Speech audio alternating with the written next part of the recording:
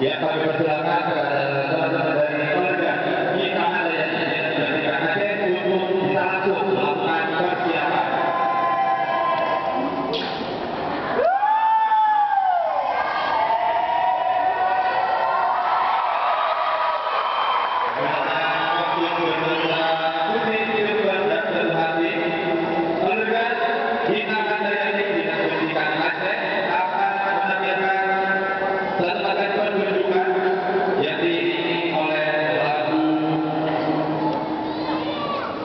Yang pertama, kalau ada jurnal tologi dari John Legend itu akan menjadi repertoar yang dibawakan oleh teman-teman dari keluarga Bina Handaya Dinas Pendidikan Aceh.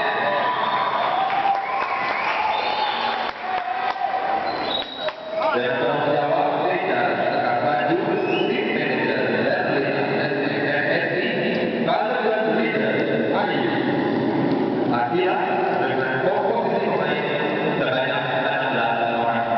Hadirin sekalian, inilah keluarga kita Aceh Dinas Pendidikan Aceh.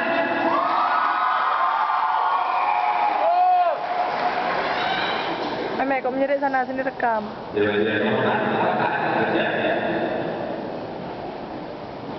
Gavin, apakah kita sudah siap?